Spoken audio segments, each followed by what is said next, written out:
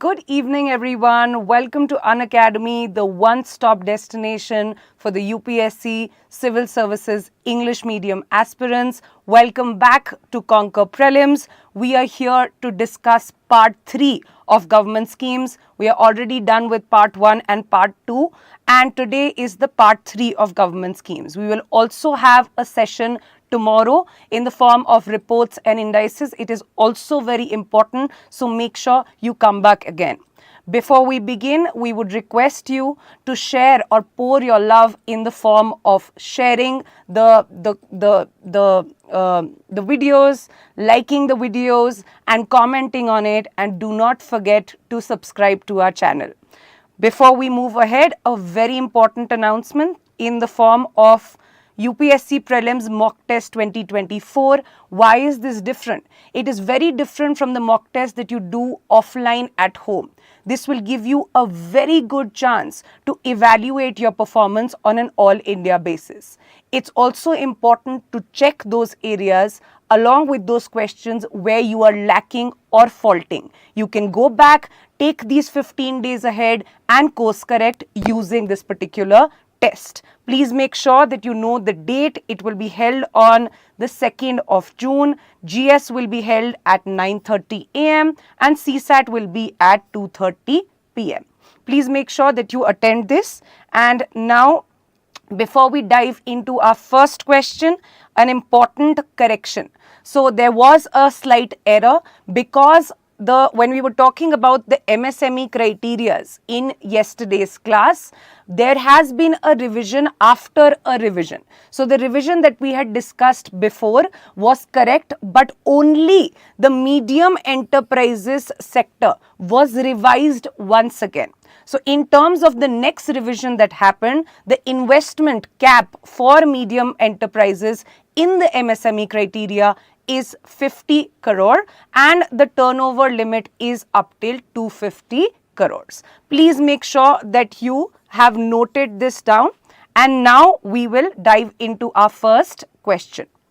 This is the first question in front of you. The poll will be live and you will get 60 seconds to attempt it. Please do that. Then we will discuss this in a lot of detail.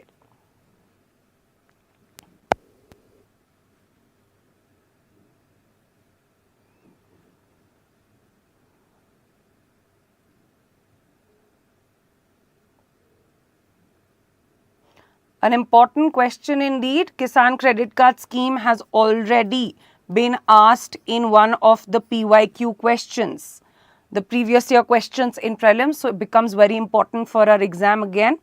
There has been an update.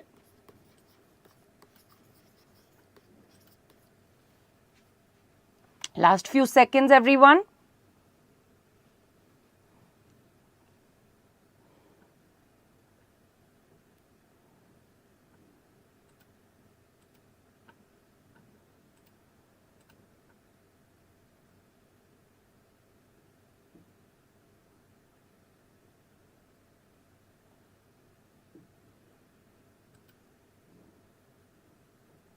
Done?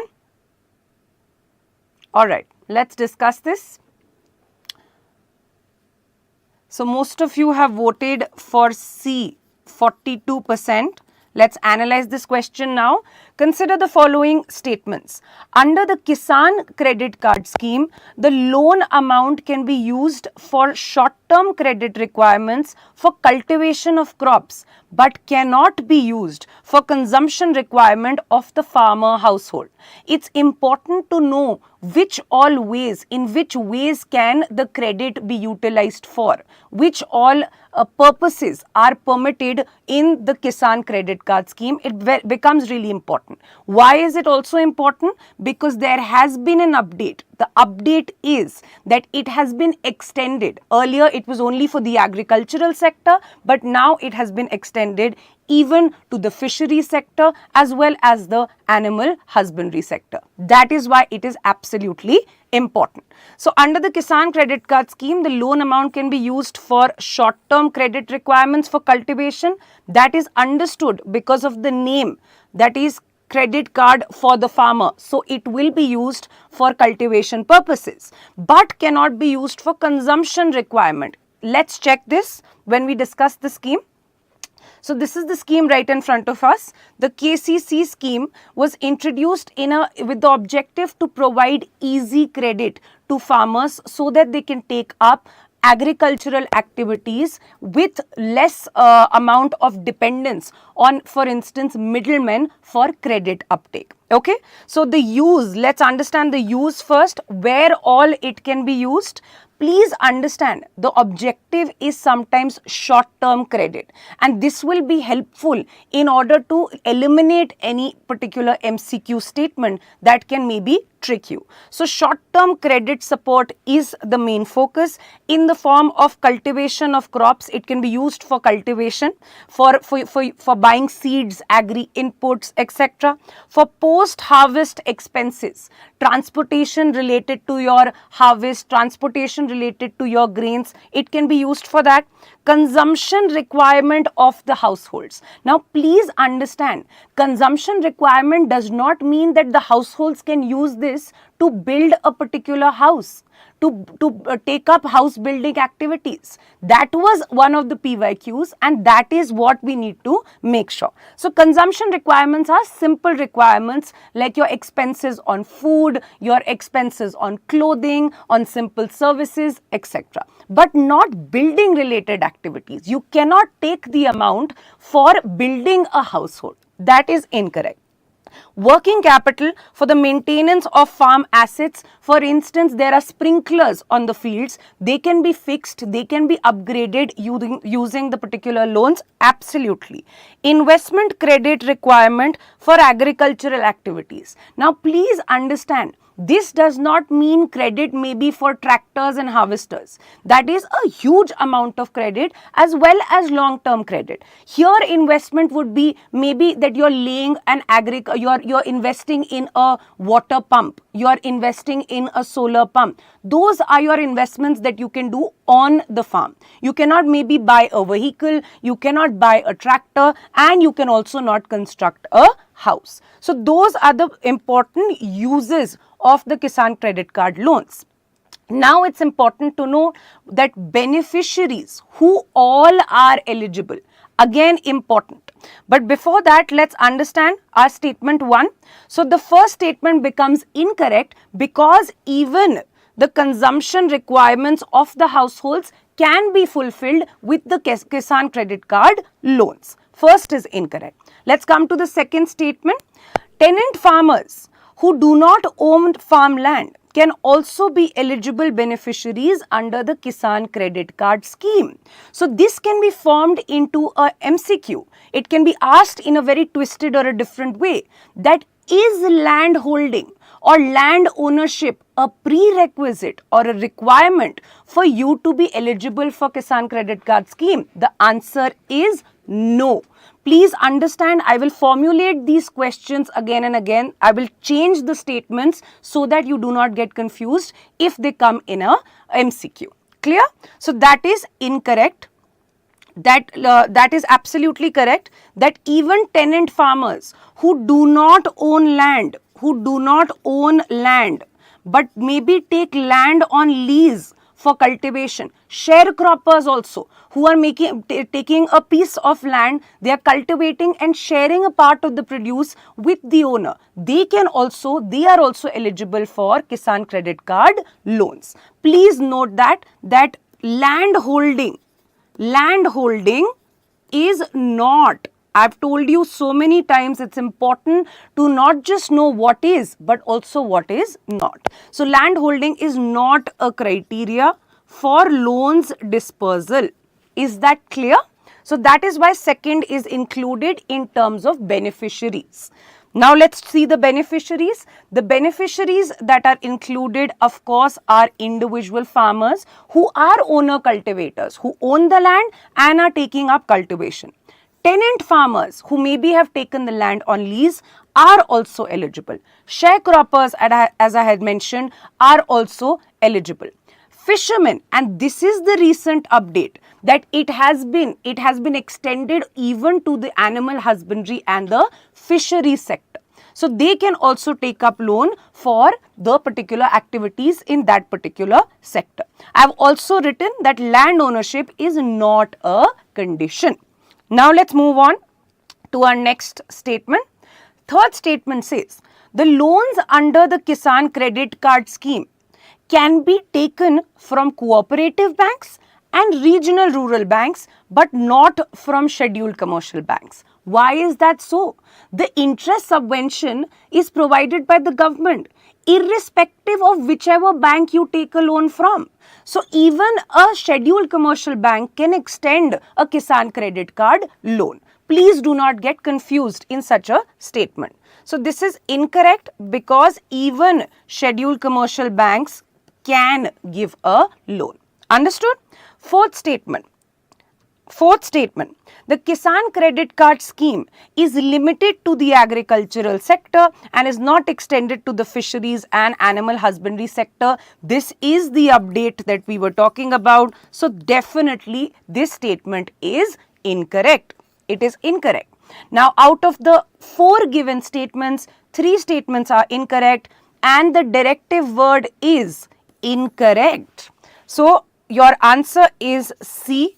3 statements are incorrect. Answer is C. So very well done. 40% of you could attempt this question right. Clear? Alright. Let's also see this here. I have also provided if there are separate statements that scheduled commercial banks can, regional rural banks can, cooperative banks can, the only way that they can trick you is with scheduled commercial banks. Please make note of that. Clear about this? Alright. Now let's move on to our next, before we do that, let me just show you the previous year question and tell you a little bit of a trick related to it. Under the Kisan Credit Card Scheme, short-term credit, now the particular question, please analyze, is giving you a little bit of hint. In the question itself, it tells you the nature of the scheme. Under the Kisan Credit Card Scheme, short-term credit support is given to farmers for which of the following purposes? Yes, if they had to take credit for maybe buying a tractor or a harvester, it had to be repaid in a long amount of time. If they had to be, imagine constructing a household. Constructing a household, we already have different schemes for the same. For instance, the Pradhan Mantri Awas Yojana Rural. So they cannot be given loans not for the intended person. So even if you just could replace or eliminate point number 5, construction of family house and setting up village cold storage, it cannot be. In that amount of money, in that amount of repayment period, it is not possible. And for cold storage facilities, there are other ways that you can take a loan. For instance, the Sampada scheme. Pradhan Mantri Sampada Yojana for food processing industries. So even if you eliminated 5, you were left with only one option, that is 1, 3 and 4. It's important to note that these kind of questions just appear difficult. Try to put some logic and you will be able to do that. Clear about this? Alright. Let's move on to our next question now. Consider the following statements. Another important question on the Ujjwala Yojana. Please attempt this and then we will discuss this.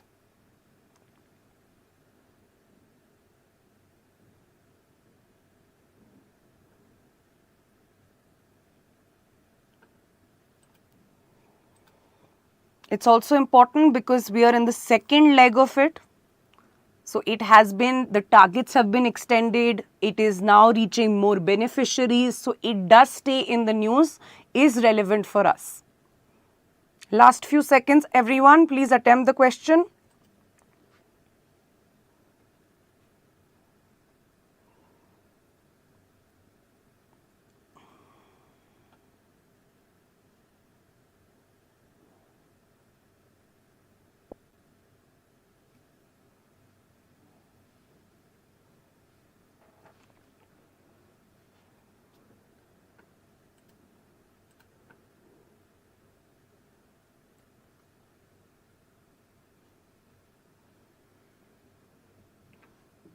Done? So most of you have voted for B, which is 61%. Let's discuss this. Now, it's talking about the Ujjwala 2.0. Ujjwala 1.0 had already been launched quite a few years ago with the objective of providing deposit-free LPG connections to women of the BPL category. What changed in Ujjwala 2.0?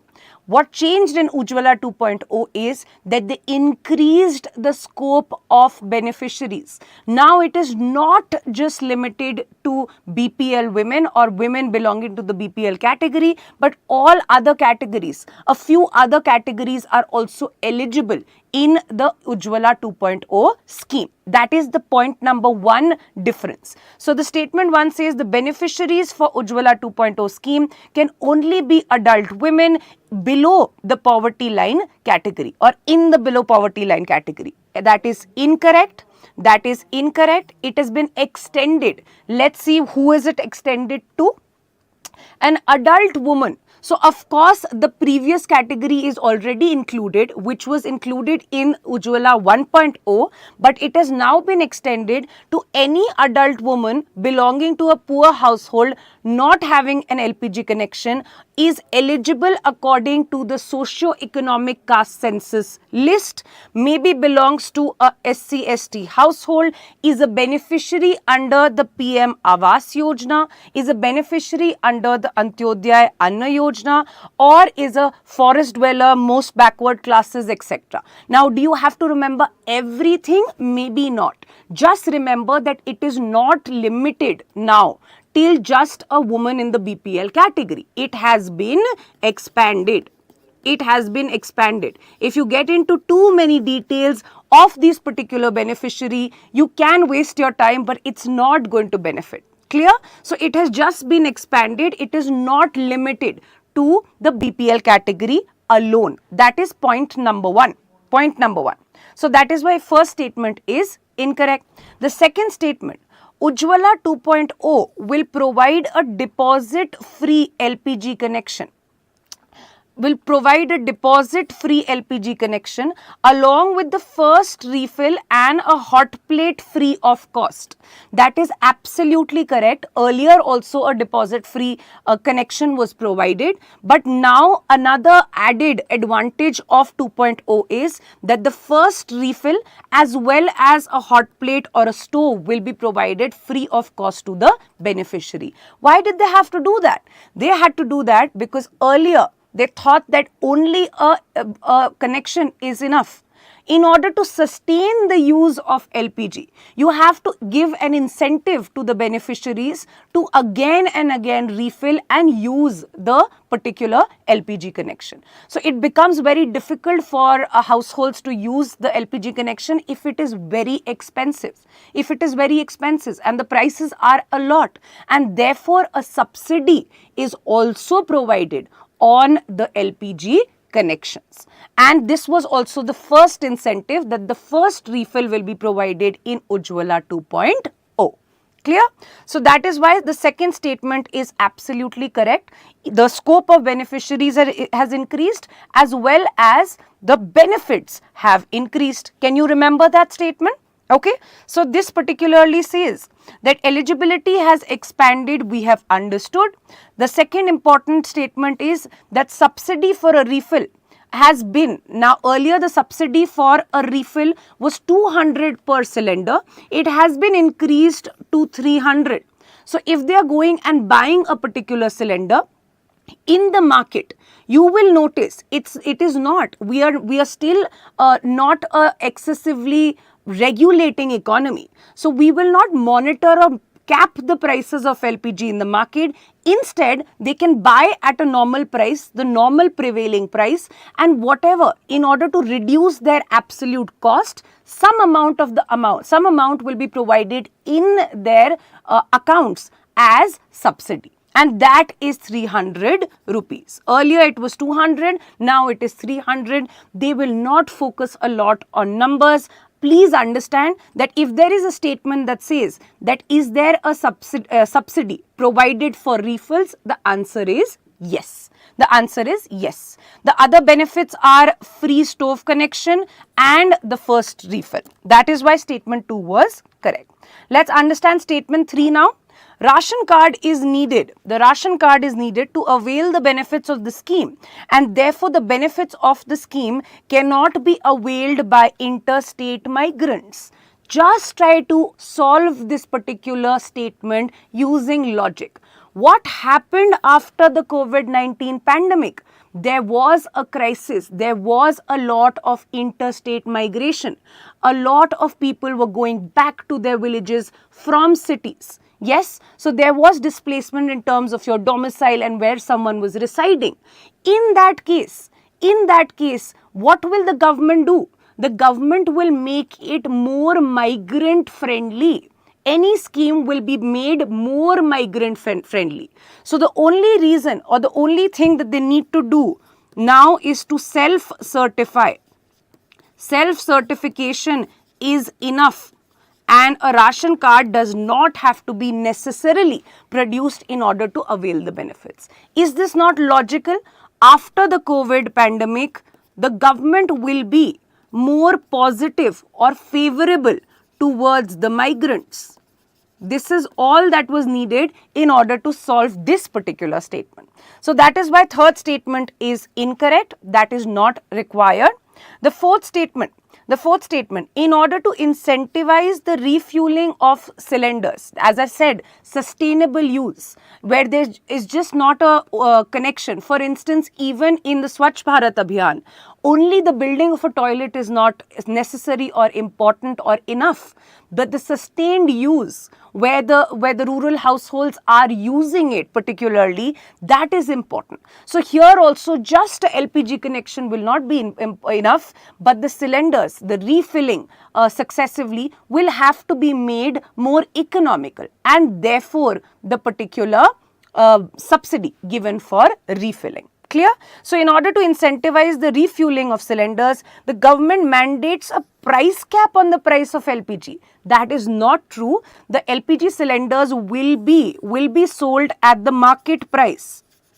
At the market price, which is more demand and supply driven, and the subsidy amount will be provided to the beneficiary through the DBT mechanism.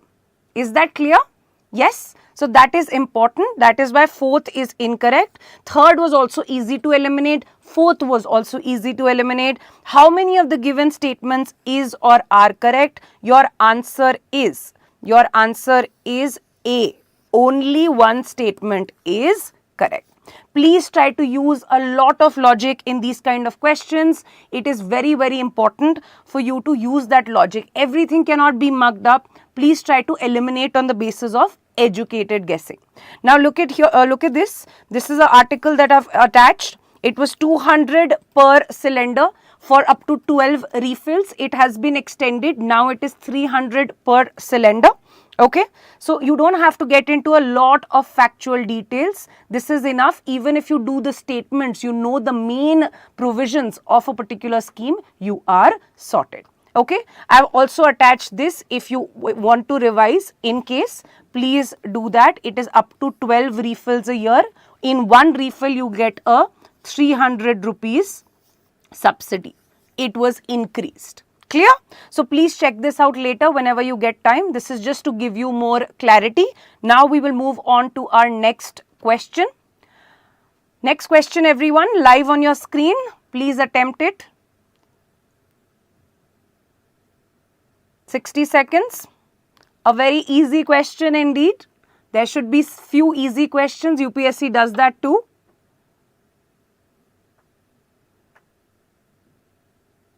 Yes, Subrat, we will be covering India Yearbook in the Conquer Prelims, but on the platform, on the Unacademy platform, we will be taking up India Yearbook.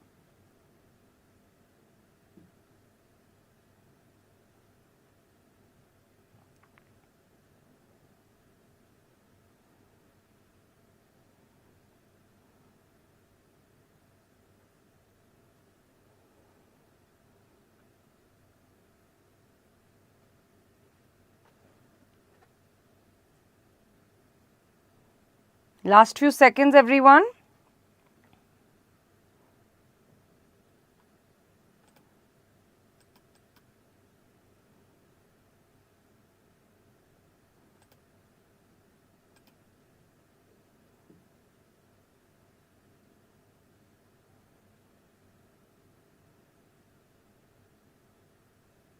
All right, let's discuss this.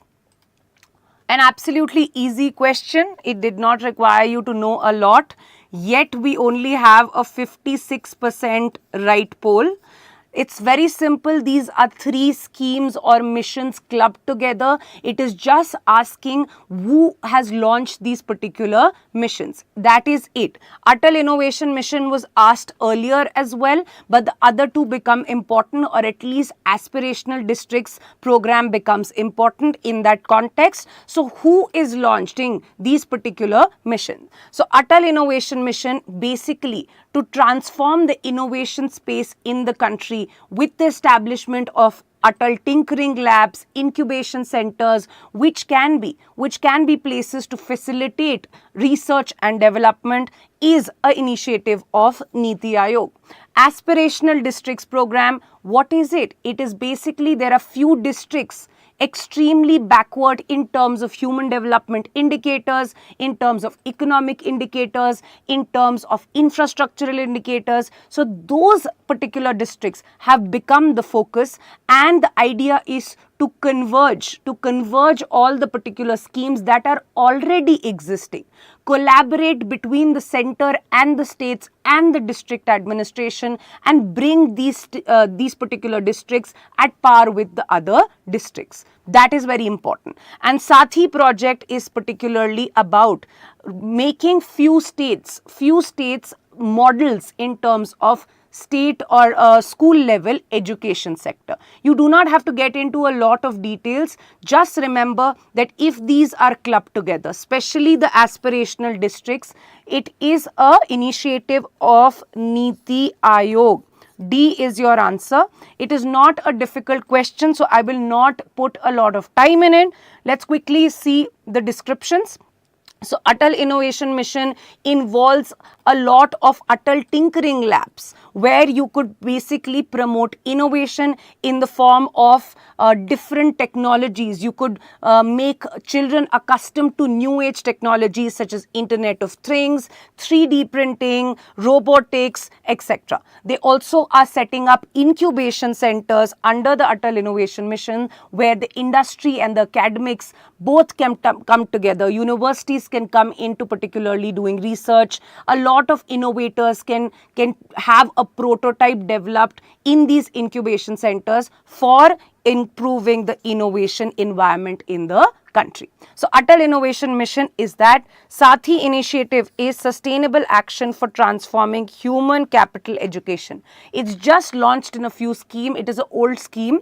It is basically to make school education so good in a few states that it serves as role model states. The third important scheme is Aspirational Districts Program. As I told you, it only focuses not on all districts of the country, the most underdeveloped districts of the country. The idea is to converge what the already existing center schemes as well as state schemes. Collaboration between what? Between different tiers of government, central, state and district levels, and inducing a kind of competition between the districts where they will be marked on a particular index on how well they are benefiting or improving with this targeted intervention. What are the areas that will be covered in the ranking? What areas will they be ranked on? Areas such as health and nutrition, education, agriculture and water, skill development and infrastructure. They will not ask a lot on it. Just understand what is the Aspirational Districts Program, who has particularly launched it. Is this clear? Very simple question indeed. So I will not take a lot of time. We will now move on to our next question. An important question. Green hydrogen has been in the news, not just in India but globally, when it comes to green hydrogen being a clean fuel for the transport sector or important clean energy intervention particularly. So attempt this and then we will discuss it.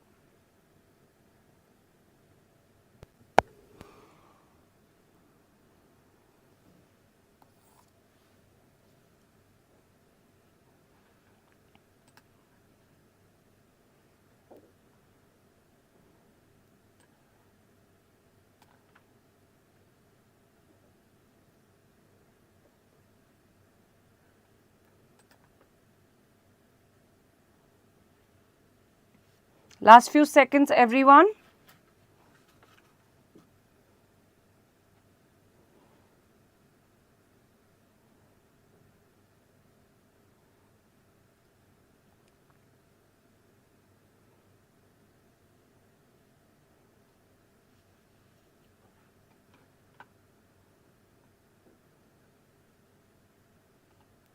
Done?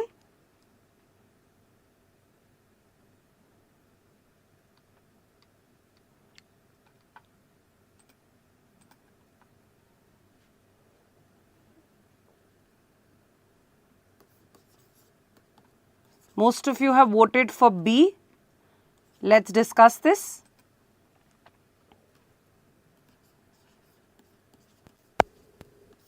All right. So consider the following statements. The standards for green hydrogen. It says green hydrogen. What can be green hydrogen? What is the process that can be involved in producing green hydrogen? How can you certify that it is green hydrogen or not? Those are related to standards of green hydrogen. But before doing that, it's important to note what is green hydrogen. I'm sure you would have done this a lot in your classes of environment and science and technology, but we'll quickly go through it in a important flowchart. Look at this. Types of hydrogen production.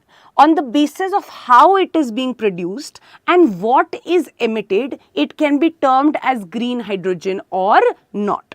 So the first particular type is grey hydrogen. What is grey hydrogen? When you are extracting hydrogen from natural gas, that is predominantly methane. So when hydrogen is extracted from natural gas, in that process, there is a lot of emissions of greenhouse gases such as CO2. It is not environment friendly and therefore it is called grey hydrogen. Second, a way of particularly producing hydrogen is blue hydrogen. What do you do in blue hydrogen? You also involve natural gas. That is predominantly methane to extract hydrogen. But here what you are doing is that the CO2 that is emitted is captured, is sequestered, it's stored underground and therefore does not lead to an emission in the environment, in the air. And that is why it can be considered a better form than the grey hydrogen, because the process is the same. But after the process, we have taken care of the emissions. We have captured the emissions and therefore it is a better product than grey hydrogen. Green hydrogen per se is very, very important. What does it involve? It involves in the process of splitting the water molecule. So it is not, first point, it is not made out of natural gas. It is simply made out of water by splitting the water molecule called electrolysis. The process of electrolysis of splitting water so that hydrogen is deposited on one side and oxygen is deposited on one side. And who will particularly give the energy for the electrolysis? The energy will not be derived from fossil fuel. The energy will be derived from renewable energy sources. So what is green hydrogen? A combination where you are using renewable energy as well as using water to formulate green hydrogen. Clear?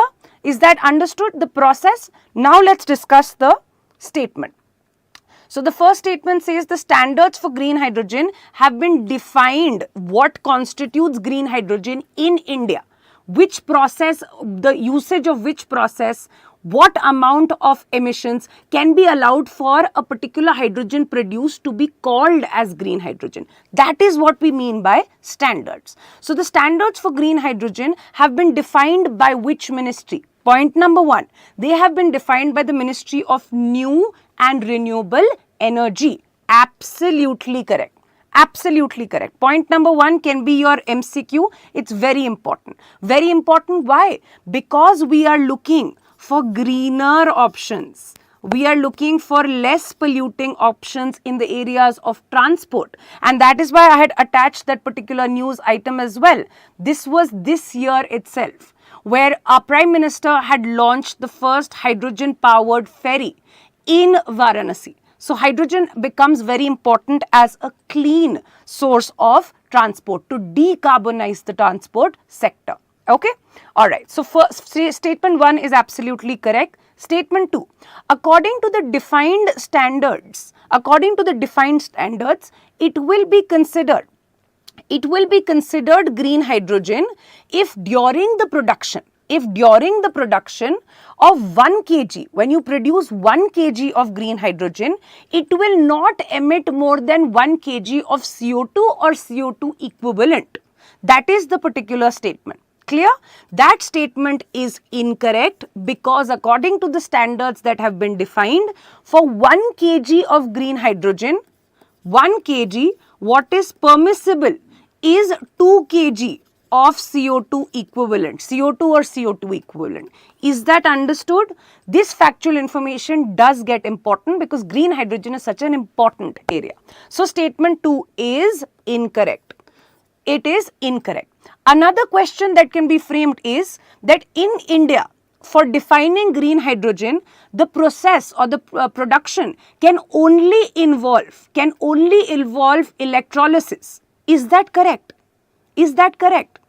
If there is a statement that says for green hydrogen to be termed as green hydrogen in India according to the Indian standards, only the electrolysis process can be used. That is incorrect. Even the biomass conversion that will produce particularly natural gas can be used. It can be used. Renewable, other than renewable energy, other than the process of electrolysis and renewable energy, even biomass conversion can be a way, as long as your equivalent emissions are not exceeding 2 kgs. 2 kgs. Clear? So according to the standards, green hydrogen can be produced. That is what this particular statement is asking you. According to the standards, green hydrogen can be produced both by electrolysis as well as using conversion of biomass. That is also correct. Please understand that that is also correct according to the Ministry of Renewable, New and Renewable Energy. Clear? All right. Let's see this now. Ministry of New and Renewable Energy has defined what green hydrogen can be, and it means that in the process, there should not be an emission of more than 2 kgs of CO2 equivalent. More than 2 kgs of CO2 equivalent. Point number 1. Standards which define green hydrogen allow green hydrogen. Any production process can be, produce can be termed as green hydrogen in biomass conversion as well as in electrolysis using renewable energy. As far as this is adhered to, the emission standards have been adhered to. Do not get confused in this. This is an important point. Do not get confused in this. Clear? Now, is there a particular authority or a nodal authority that has been declared who will certify? Now, for instance, I am in industry producing green hydrogen. Someone needs to check if I am following the correct process or not. If I am following the norms, can it be considered as green hydrogen or not? So, there will be certain agencies. Which will be checking if the manufacturers are adhering to the standards or not. And who will be certifying those agencies? Who will be certifying those agencies? Those agencies will be certified by the Bureau of Energy Efficiency, BEE. Clear about this? That is BEE. That is important. That is important. Clear? So please note the ministry. Also note the nodal authority for certification. That belongs to a different ministry. It is the Ministry of Power. So please remember, this is important information. And now let's come back to our statement. So it says Bureau of Energy Efficiency is the nodal authority for accreditation of agencies for verification and certification of green hydrogen production projects. Absolutely correct. So out of the 4 given statements, 3 statements are correct. How many of the given statements are correct? 3. making C as our answer. C is our answer. Is this understood, everyone? Yes? Alright. Let's move on to our next question now. This was only for context. I had basically wanted to tell you what is the context, why it is important. Okay. Please come to our next question. Consider the following pairs kind of question. Attempt this and then we will discuss this.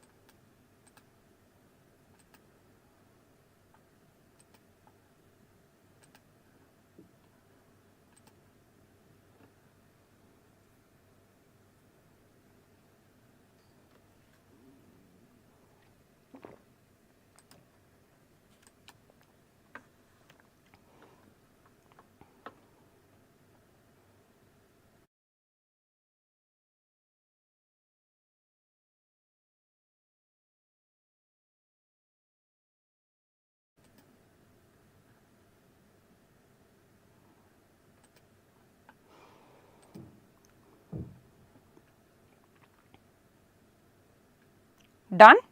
Alright, let's discuss this. So, most of you have voted for option A. Okay. Consider the following pairs. Okay. Agni initiative. Agni initiative, and the motive or the statement written in front of it is to curb the burning of paddy straw.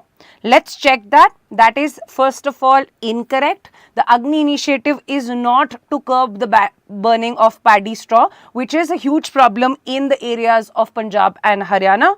But the Agni initiative is called Ayurveda Gyan Nyay Punya Initiative. Ayurveda Gyan Nyay Punya Initiative. Whose initiative is this? This is an initiative of the Ministry of Ayush. Ministry of Ayush. Clear?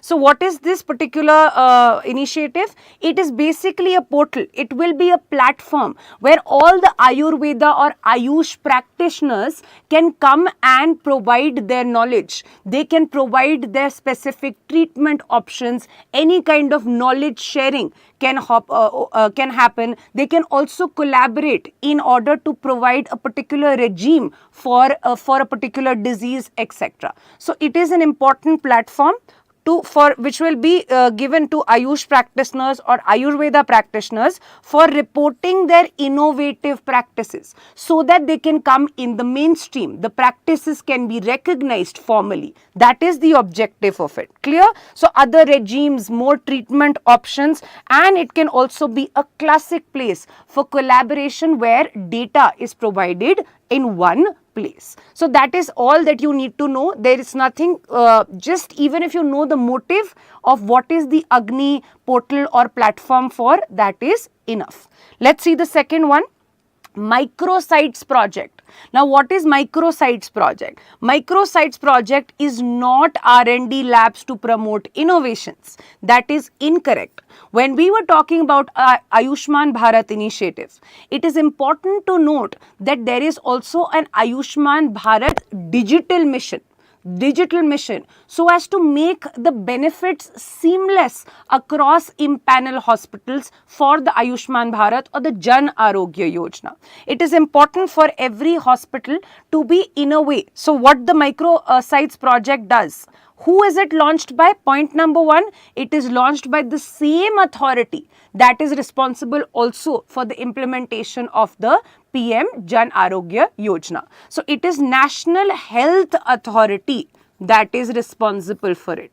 And this particular project, microsites project, is to promote digital health adoption.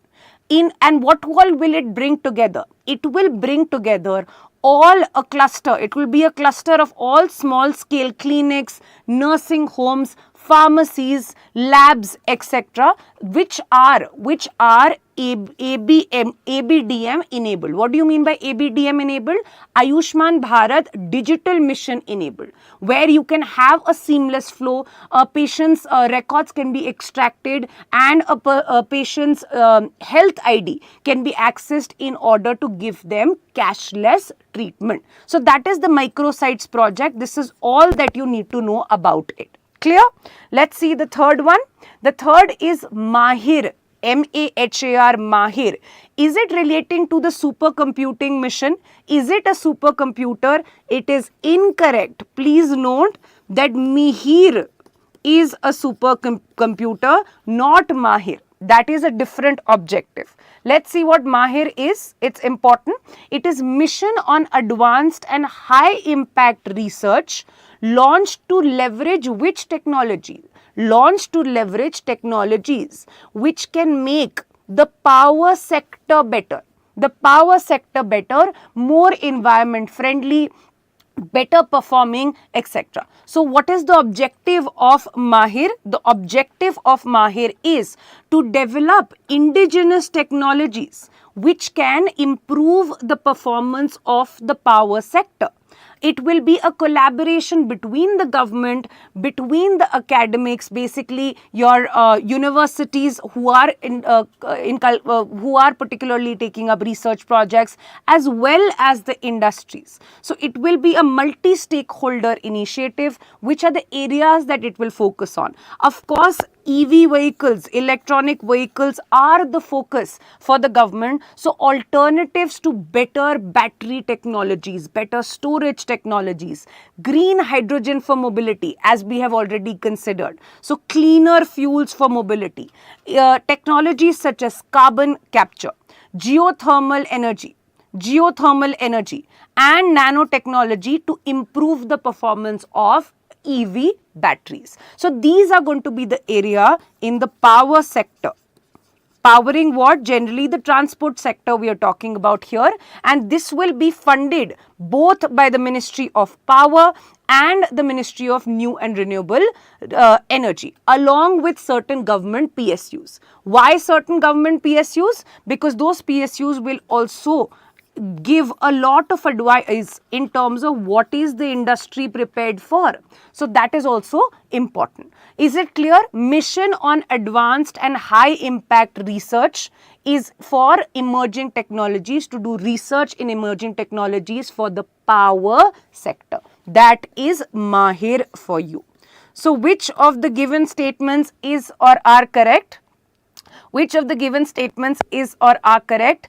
None of the given statements are correct. This is obviously also done so that you make sure that you do not go for similar sounding things in your prelims examination. If a statement or a particular word or a project sounds similar, check twice. That is what we take back from here. Okay, so none of the given options are correct. Now, without wasting more time, let's move on to our next question. Next question, everyone, important again.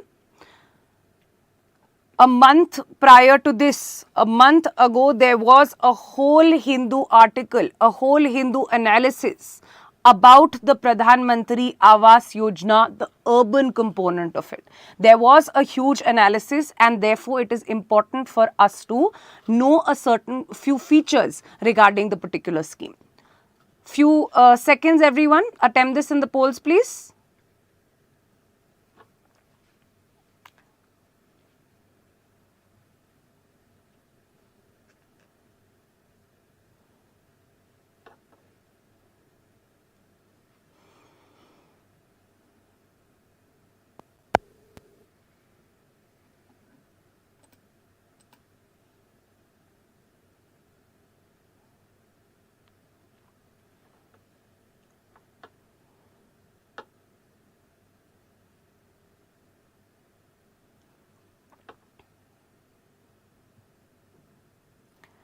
Last few seconds.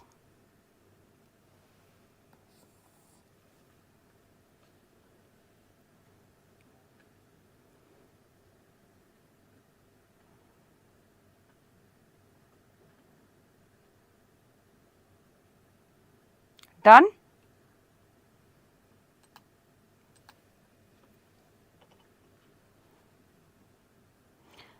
So most of you have voted for A. I'm happy that the B trend is over. I made sure that I did that. Let's discuss this.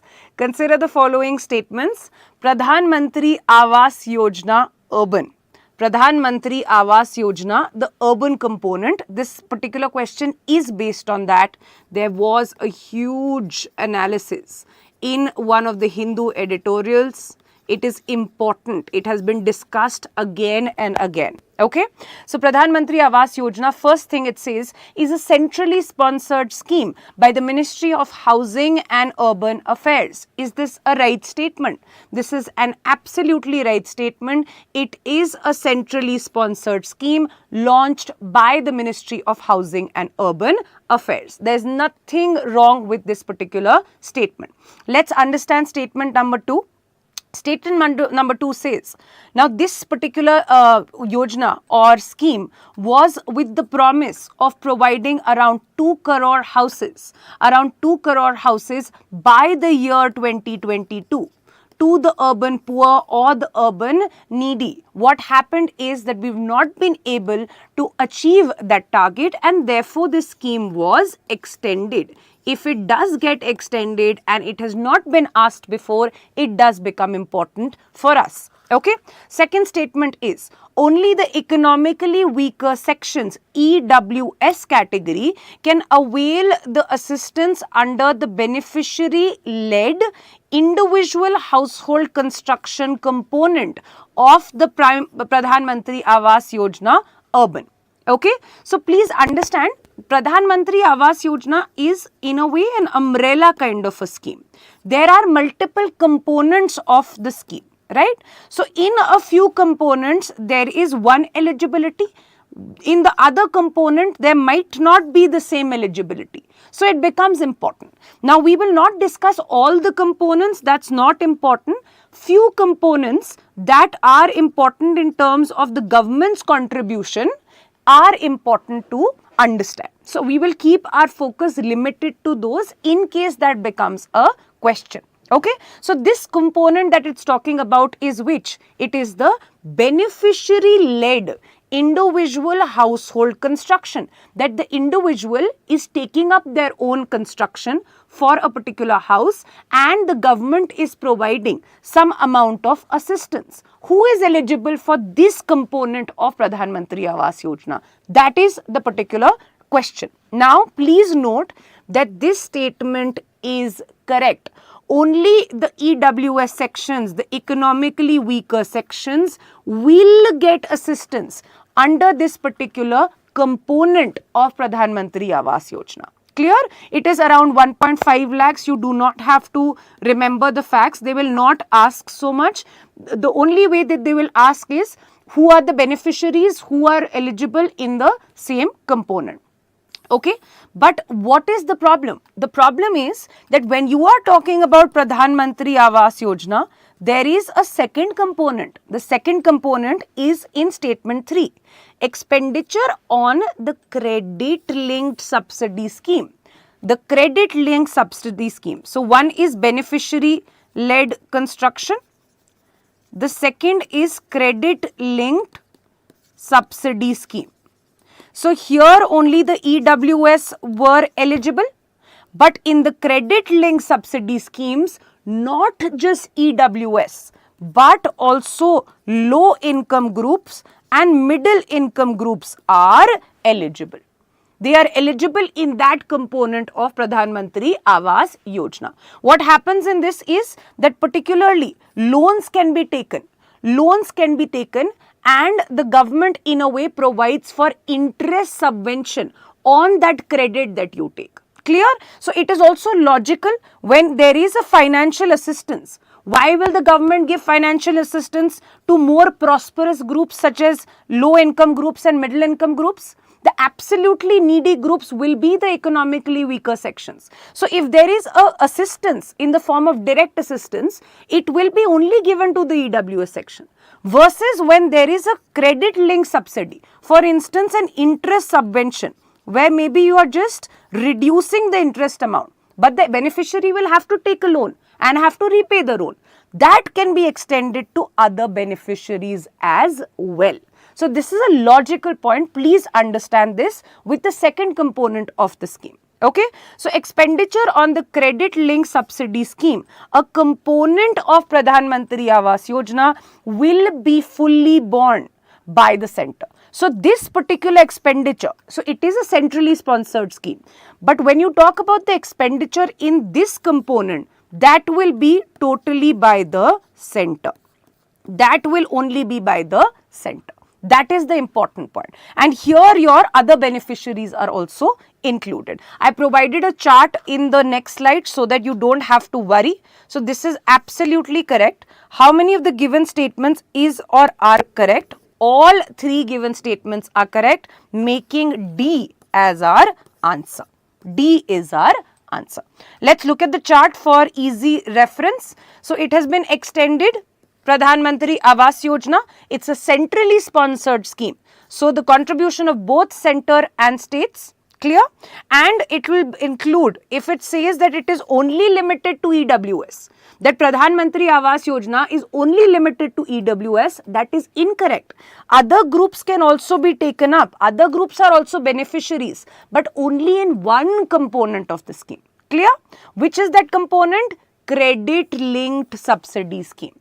And the credit or the subsidy amount for interest subvention will be provided by the central government. Eligible beneficiaries I have already written here are EWS, low income groups and middle income groups. The second component will be the beneficiary led construction, and here the assistance will only be given to the EWS sections. EWS sections. Clear? So that is important. Again, these facts are never going to be asked. These facts are never going to be asked. It is very unlikely that they ask facts like this. They can definitely ask statements like this. Clear? And in situ slum development is also a component, but you don't have to get into it. These were the important two components. That's all. There can also be a statement that there is no restriction on the size of the house. The floor of the house, the floor area of the house, that is incorrect. Of course, it is a support scheme. They will not support a mansion to be built. So that is also logically done, that there is a certain restriction on the size of the house as well. Clear? How much is not important for you. Clear? Alright. If this is absolutely clear, Pradhan Mantri Awas Yojana Urban, we will now move to our next question. Next question. Consider the following statements. Important again. Kusum, important because A, it is solar, B, it is farmer. Becomes very, very important, that combination for UPSC.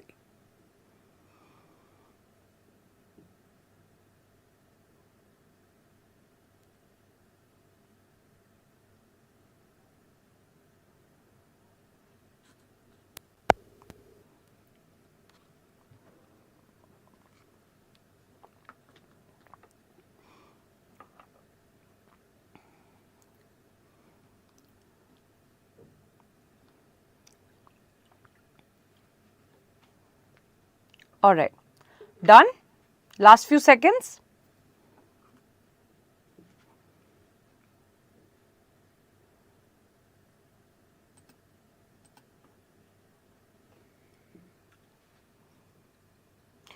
B, most of you have marked B, which is 57.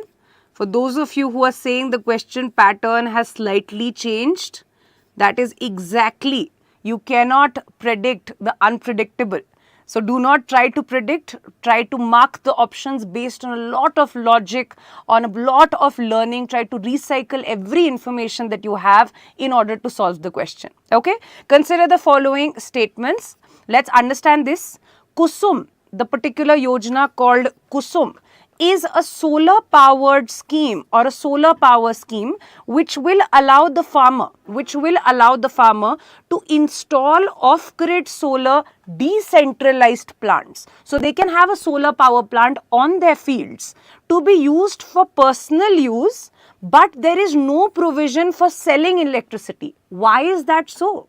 Why is that so? Why will there be a restriction? When we are talking about the Kusum scheme, generally it says that it is a classic opportunity to increase the renewable energy production as well as the income of the farmers. How will the income increase? One, your electricity bills will become lesser, and the second is that they will be allowed to sell the surplus electricity from their solar power plants of their fields to the discoms. So that is absolutely permitted. It is incorrect. They can sell the surplus renewable energy. Point number 1. Now let's look at the scheme and come back here. PM Kusum, Kisan Urja Suraksha Evam Uthan Abhiyan. Okay, so Urja Suraksha is energy security, energy needs.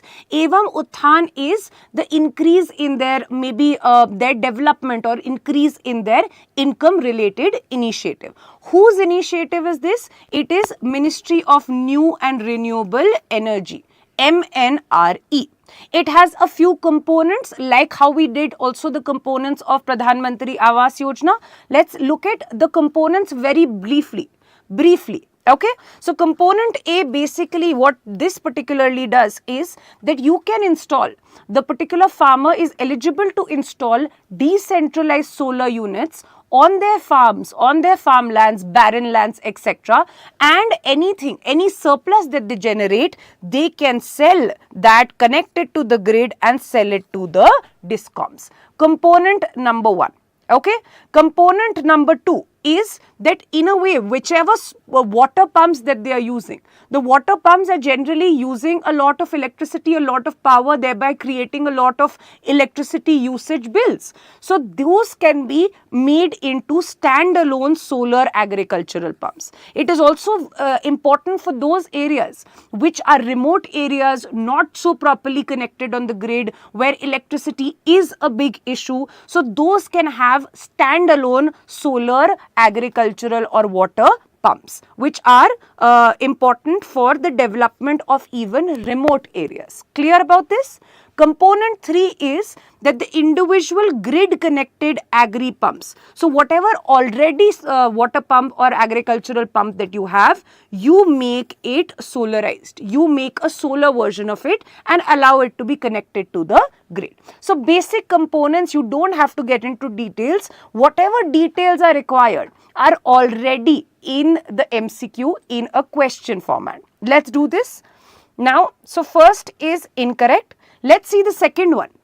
The second one is talking about funding. Who provides the funds? Let's understand that. So it says under Kusum scheme, 90% of the cost will be borne by the central and the state government together, requiring the beneficiary to only provide 10% of the cost. Is this correct? Will the government bear 90% of the cost of installation of a solar power plant? That is a bit much. That is an exaggerated statement. You have to be very careful and look for these kind of statements even in your prelims exam. So that is incorrect. The contribution for the installation is in the form of subsidy, 30% provided by the center, 30% provided by the states, and 30% of the cost, which makes it 60, and the rest 30 can be taken up. The farmer will be eligible to take up a loan for the rest 30%.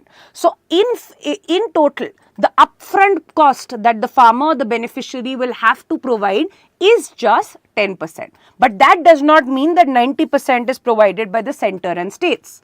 30% can also be taken up as a loan. It is important, remember that. Clear? So this is the funding pattern. We've already done that. Let's see the third statement is checking your beneficiaries. Did you see the nature of the scheme? The first is in a way talking about the objectives and features. Objective and features, the question. Second is talking about funding. The third is talking about beneficiaries. is beneficiaries. So this is enough for you to cover schemes. Now please understand your limitation as well. You're nearing prelims, there is a lot that you have to remember. Please try to limit the information or do the information in a right manner. Do only those areas which are relevant. Don't try to dive into those areas which will take a lot of time for you to remember but are not relevant. How do we see relevance or not? Your PYQs are your best judge. Clear? So the third statement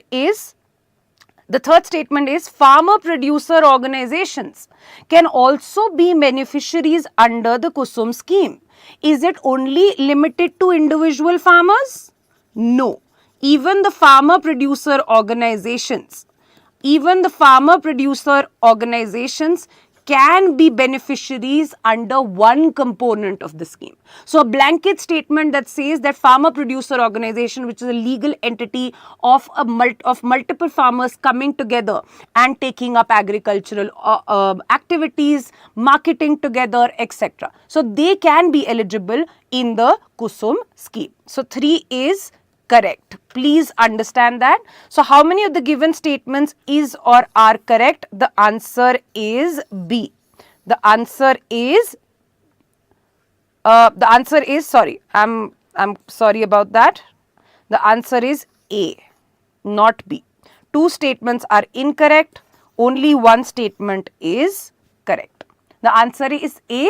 Most of you have not gotten this question right. What is the learning? Do not follow any pattern when it comes to UPSC. So A is the answer.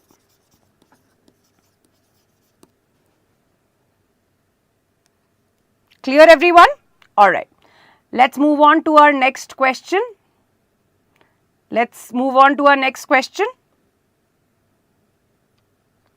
Consider the following statements. Again, important.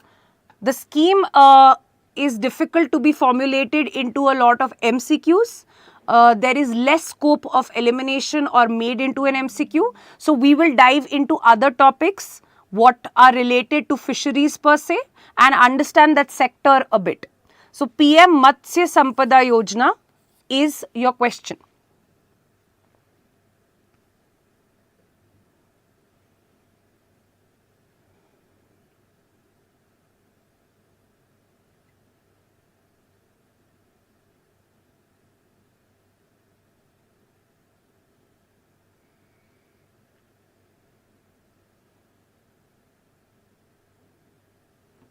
Few seconds everyone, request you all to attempt this in the polls.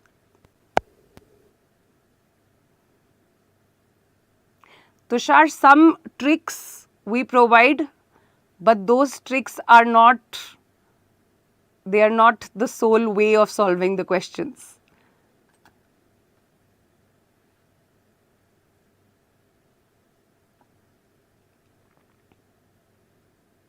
It has to be complemented with logical guessing. Done? Alright. Again, B has 56%. Let's discuss this particular scheme. So, the activities supported under the Pradhan Mantri Matsya Sampada Yojana. Which all activities does it provide assistance to? Does it support? Which can be activities or projects in which you can get a subsidy, you can get assistance, etc. So, it says it includes development of hatcheries. That is your fishing hatcheries, building of cold storage, but does not include ornamental fisheries. What are ornamental fisheries? That are for a different purpose, for instance in your aquariums, etc. So different colored fisheries for aesthetic purposes, for aquariums, etc. So these are also included. We will just go through a list of which all activities are included or are eligible projects for assistance under the PM Matsya Sampada Yojana. Please understand, I know that there is a new ministry that has been formed. Can you give me the name which is responsible for the Matsya Sampada Yojana, the particular ministry, in the comments please? Which ministry has launched the Pradhan Mantri Matsya Sampada Yojana? That is the question.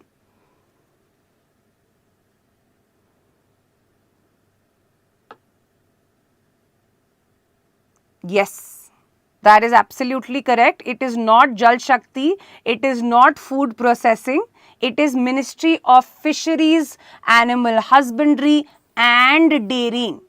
Ministry of Fisheries, Animal Husbandry and Dairying, the new ministry that has been formulated, which is separate from the agricultural sector. It is important to note this amount of focus has been given now to these particular sectors. Sectors of fisheries, sectors of animal husbandry and dairy. It's important to note the ministry. And when we are talking about the activities which can be supported or given assistance under the Pradhan Mantri Matsya Sampada Yojana are, what are the activities? The beneficiary oriented activities supported under the scheme are, you can read the list, it's a very long list, just have note a few things which can be made into an MCQ. Clear?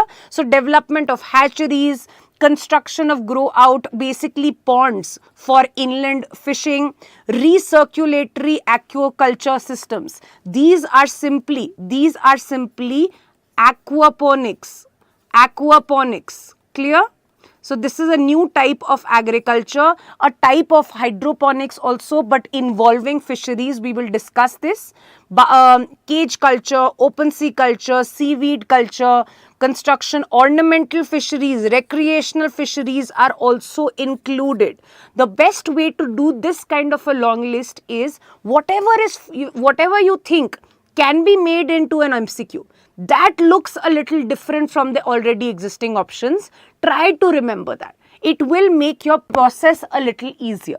That, like how we did it for PVTGs, this also applies here. Okay. Support for upgradation of vessels, for boats, for ships, etc. Upgradation of existing fishing vessels. Safety kit for traditional fishermen. Providing boats and nets to traditional fishermen. Support of important toolkits which can be important for weather advisory services when they are in the seas.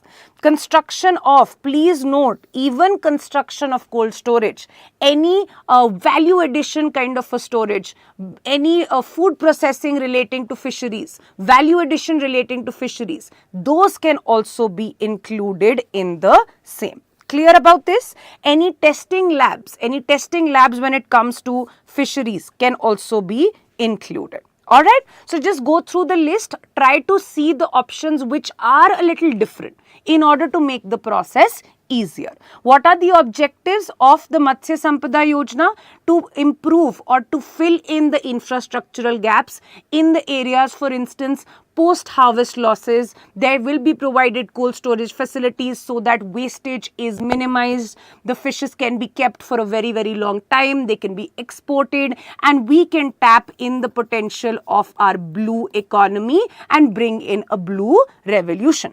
So it is important in that context. It also talks about breeding programs, hatcheries to increase the production of fisheries, new technology upgradation in the form of vessels upgradation, toolkits, communications, etc. and of course more production. That is the objective of the Matsya Sampada Yojana. Who are eligible? Who are eligible for assistance? Fishermen, fish farmers, also entrepreneurs. So even if you're not a fisherman, please note you are an entrepreneur who's wanting to invest in any of those activities, you can be eligible for assistance. Clear? So please go through this list. It's not a very long list and you don't have to remember everything particularly. Just a normal glance will also do. Clear? So let's understand. So first statement becomes incorrect because it also includes ornamental fisheries. Did you see how I made the statement incorrect? By adding one of the particular areas which looked a little different. This is exactly how MCQs will be made. Okay. Second statement, hydroponics is a form of agriculture. That combines raising fishes in tanks with soilless plant cultivation. Is that correct? That is incorrect. Hydroponics is basically cultivating or soilless production. soilless plant production, where the roots of a particular plant are immersed in a particular liquid solution full of nutrients. What happens here is that this is aquaponics. When you involve fisheries as well as hydroponics, it becomes aquaponics. Clear? So aquaponics will involve a fish tank. It will involve a fish tank, and the fish excreta will be used as nutrients. The fish excreta will be used as nutrients for the uptake by the plant roots. And plants, by the uptake of this, will in a way lead to the filtration of the particular fish ponds or fish tanks. So it is the involvement of soilless cultivation, where you are not using soils in order to produce plants, and it will involve the breeding of fishes as well. But that is not hydroponics. That is a type of hydroponics called aquaponics. Clear about this? This particular activity that we saw here, recirculatory aquaculture system. Can you see the RAS activity here? That is exactly aquaponics. Clear about this? Yes. So that is why second statement is incorrect, because of the term. Let's understand statement 3. Inland fisheries contribute more to the fish production than marine fisheries.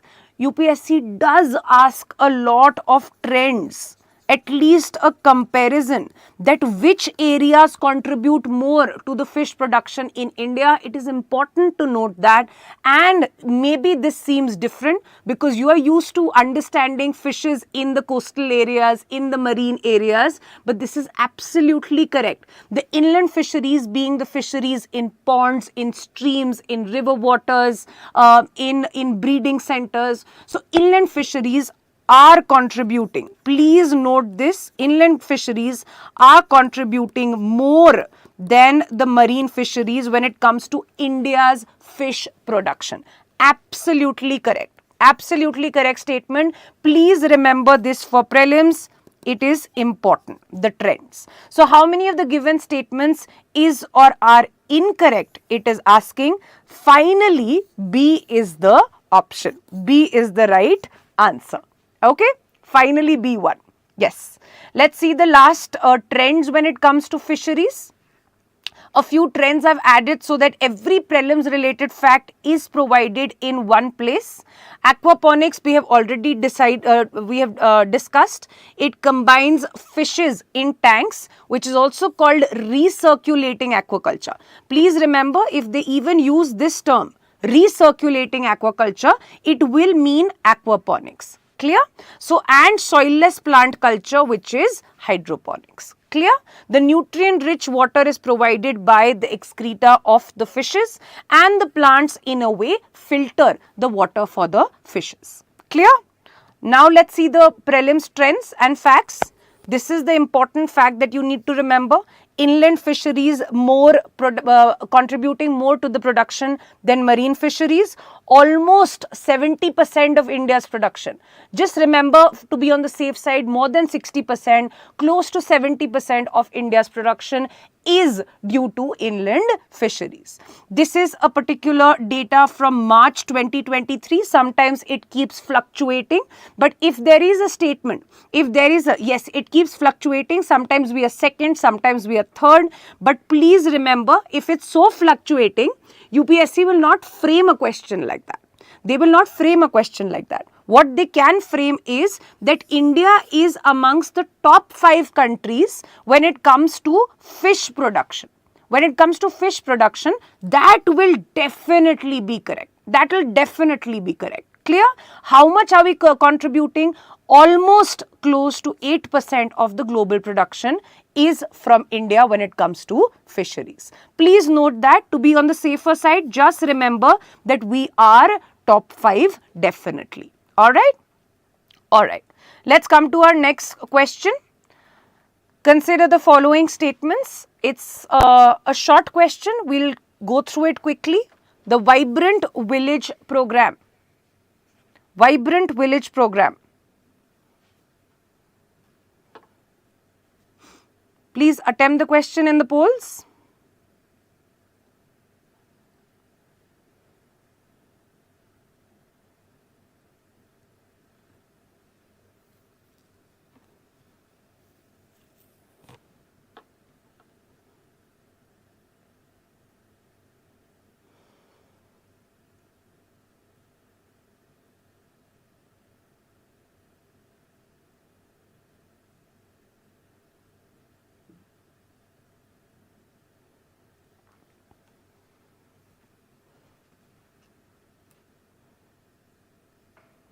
It's an easy question. The voting should be higher for the correct option.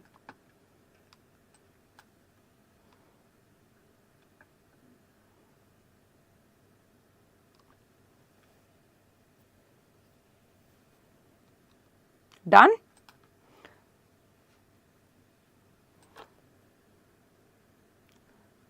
So most of you have voted for D, which is 65%.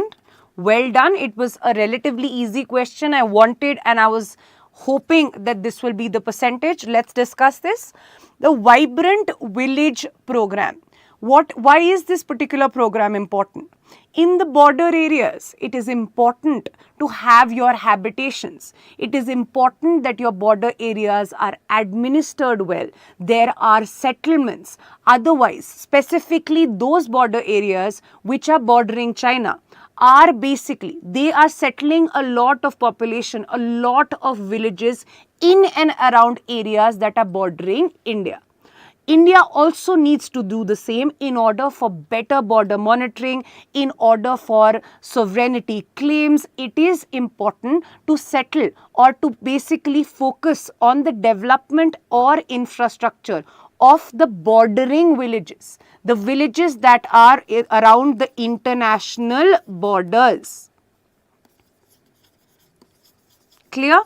That is important. That is exactly what the objective of this particular program is. It is focusing on the bordering villages. And borders of what? Bordering villages which the states that are included are the states which share a border with China. The states that are included for this particular program are the states that are sharing a border with China. It will become easy for you to remember if you know this point, if you understand this point. Clear? So, the Vibrant Village program is an initiative of Ministry of Tourism to tap into the rural tourism potential of the Indian villages. Is incorrect. It is incorrect. It is incorrect. Which are the ministry? The ministry that is involved is Ministry of Home Affairs. Please note, Ministry of Home Affairs has launched this scheme. I saw in the comments a lot of you were writing Ministry of Defense, other ministries as well. Ministry of Home Affairs is responsible for the Vibrant Village programs. The idea is to focus a lot on the development of these particular villages to make sure that they are also at par with other indicators that are prevalent in the national average. So what is it? It was launched only for a few villages. That is correct. It is not for all states. It is only in a few states. It is only in the few states. In the northeastern region, in order to popularize their tribal culture, that is incorrect. Is it limited to only the northeastern region? Absolutely not. Ladakh, Himachal Pradesh are also Uttarakhand are also included from the northwestern Himalayan states. Why these particular states? The trend is to focus on the villages that are bordering China, So this is an important way to remember this. Vibrant Village program, an initiative of Ministry of Home Affairs. It is basically the states that are included are Arunachal Pradesh and Sikkim. Arunachal Pradesh and Sikkim in the northeastern sector, the UT of Ladakh, Himachal Pradesh and Uttarakhand in the northwestern sector. Clear about this? That is important. Now could you tell me that which is that state with the longest border which shares the longest border with China. Of course, it's given in the slide, so it's easy, but I want you to remember this particular point for the prelims as well. So the particular state that shares the longest border with China is Arunachal Pradesh. Just a little trivia on the side. So what is the objective? The objective is that you provide adequate governance, adequate focus, adequate development to the settlements there in the bordering villages, so that people are residing there in order for them to be incentivized to stay in the particular areas. So sufficient incentives for people staying in the border villages is the concern of the Vibrant Village program. How would you do that? You would do it with infrastructural development, such as making more roads, increasing the connectivity, increasing more communication, and also power in the form of renewable energy. You will skill the population, you will make them self-sufficient or entrepreneurs to take up their own activities. You will form cooperatives, agricultural cooperatives that can take up agricultural activities together and therefore improve the standard of living of the people. Clear? So that is the objective of the Vibrant Village program. The ministry is important. Please remember, it is Ministry of Home Affairs. So which of the given statements is or are correct? Neither the ministry nor the objective are correct. Therefore, D is our answer. None of the above is correct. D is our answer. Clear about this? Yes. Let's move on to our last question. Consider the following statements. Very important initiative. It's been an evergreen topic. It can be asked anytime because it stays in the news a lot. Please attempt this and then we will discuss it. A lot of news articles are about the pending wages that have to be given in the Manrega scheme. So it becomes important for us to discuss important provisions of the same.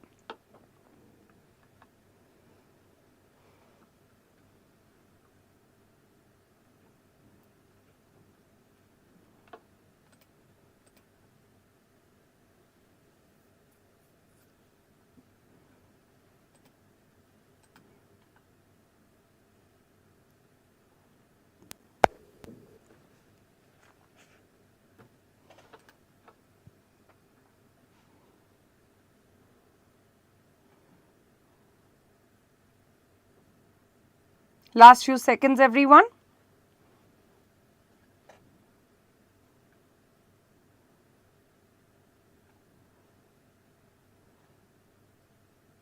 Done?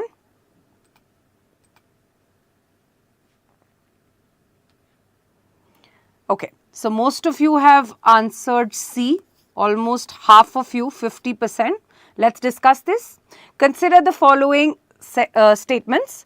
The Manrega scheme mandate is, the Narega's mandate is to provide, what is the objective, what is the aim? It is to provide 100 days of guaranteed employment. What does that scheme tell you? It is a demand-driven scheme. What is the demand-driven scheme?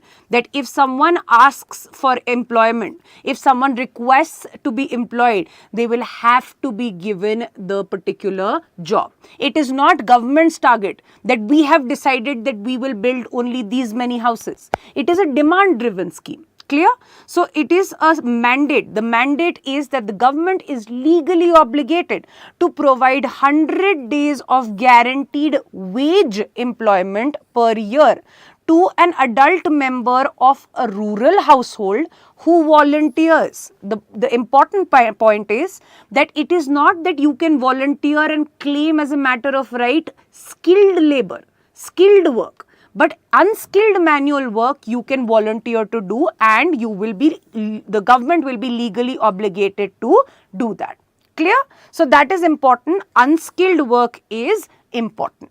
Yes? So this is absolutely correct. There is no problem in this statement that Manrega mandates the 100 days of guaranteed employment per year to a member, an adult member of the rural household who volunteers to do unskilled work. Clear? Alright, let's understand the second statement. Under Manrega, under Narega, if the employment, now how do you basically understand if there is an obligation or not? That you have a remedy against the non-fulfillment of the obligation. So if there is an obligation on the government to provide you with work, there has to be a remedy. Like how you have with your fundamental rights, that if they are violated, you have the option to directly go to the Supreme Court, right? So here the remedy is in the form of unemployment allowance. So if I have demanded for work, if I have demanded work and I will not get that, and I will not be provided that in a certain duration, then I am entitled for an unemployment allowance. Clear? So under MG Narega, if the employment is not provided within 30 days of being demanded, then the individual is entitled for an unemployment allowance. This is what it says. It is incorrect because the employment has to be given in 15 days. Why I am focusing on such factual details? Because this scheme or this particular act is evergreen. It is a very important act. You cannot say that do not ask me factual details in this. It is important. So 15 days is the answer, that in 15 days if you don't get, you are entitled to an unemployment allowance. So second becomes incorrect. Statement number 3. The wages are revised. When you get wages, those are revised according to certain inflation outcomes. So the wages are revised according to the consumer price index combined. What is the problem? It is according to the consumer price index for agricultural laborers. CPIAL, that is the criteria for it, not CPI combined. Clear? So that is incorrect. The third becomes incorrect. Now the fourth statement, the central government provides 60% funding for wages for unskilled work. That are given under the MG Narega, and 40% is provided by the states. It's talking a little bit about funding.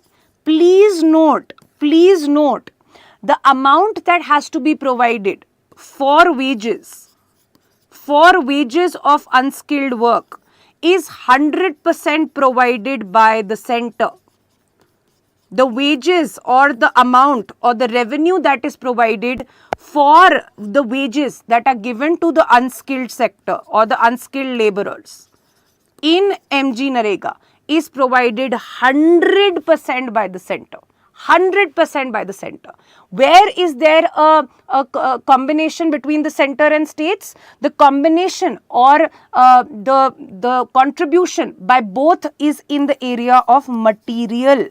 You will need material to make assets in the particular village areas. For instance, a particular pond that you need to construct, a particular borewell that you need to construct, a common facility that you need to construct. So material cost is divided between the center and the state. Material cost is divided in the 75:25 ratio, but the wage cost is 100% provided by the center. It's a very important point. Make sure that you remember this. Clear? So central government provides 60% of funding for wages and Manrega, and 40% is by states is incorrect. Center provides 100% funding for wages, which is why you will always see a lot of articles were doing the rounds in the papers that a lot of states, especially states which have a different political party in power, will be complaining that the states have not issued the money for wages for Manrega workers. So this was a recurrent theme, yes, and that is why it was important for us to know the details of the funding. So fourth is also incorrect. Which of the given statements is or are correct? Your answer is A. Yes. Clear about this? Only the first statement is correct. The other three statements are incorrect. Let's understand a little bit of a quick revision of MG-Narega. Mahatma Gandhi National Rural Employment Guarantee Scheme. It is a demand-driven scheme. Whatever will be the demand, it will be the obligation on the state to do that. The obligation is to provide 100 days of employment to an adult member of a rural household volunteering to do unskilled work. The third important point is there a contribution? Is there an internal obligation? 1/3 of the beneficiaries must be women. 1/3 of the beneficiaries must be women. The fourth important point is that the wages should be paid in a weekly basis, on a weekly basis, max to max on a fortnightly basis. Will the wages be revised? The wages will be revised on the basis of CPI, agricultural labor. Okay, the unemployment allowance is given if the work is not provided in 15 days of the demand of the work, 15 days. And it is mandatory. This particular act makes it mandatory for the Gram Sabha to conduct a social audit of the works under the MG-Manrega, the assets that was created, of the beneficiaries that are included. So the Gram Sabha becomes very important in the context of a social audit. Clear about this? Yes. All right. Yes, Suresh Kumar, the only reason that we were going a little quick was because this was supposed to be a crash course where we can quickly map the important areas when it comes to the schemes. It was not about a means related discussion per se, and that is why we've taken up all the only relevant sections per se. And please see, I've also attached the important function here. The funding pattern when it comes to material cost, 70%, 75% by the center, 25% by the state.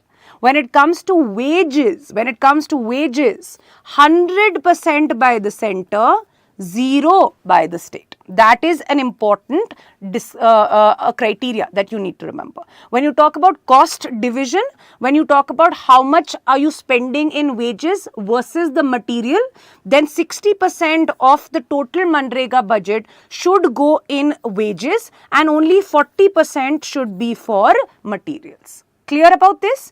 These are also provided. I have given you the context. It's an evergreen topic. Center owes this many crores in Manrega wages to about 18 states. This was the particular article that makes it again important. And the Union Ministry of Rural Development owes another few crores under the material component of the scheme. We've discussed why it is different. Now it's easy for you to comprehend such articles. You needed some detail, and that is it. Okay? All right. So with this, we've come to an end for today's session. Before leaving, please make sure that if you're looking to buy a new subscription on the Unacademy platform, the time is best right now because the prices are slashed to just 29,999. We are launching a lot of new batches which will go live tomorrow on the 31st, so you can start your preparation afresh. Clear? If you have any queries whatsoever, please make sure that you call on this number and they will be answered. Of course, I will see you again tomorrow. We have not come to an end of this particular series. I will see you at the same time on the same channel for an important session on reports and indices. So we will discuss that in a very good way. We will have some short notes so we can do it quickly. Please do not forget to pour in your love in the form of comments, shares and likes, and do not forget to subscribe to the channel so that we can bring in more relevant content in the days to come. Thank you so much everyone. Please take care of yourself. I will see you tomorrow. Good night.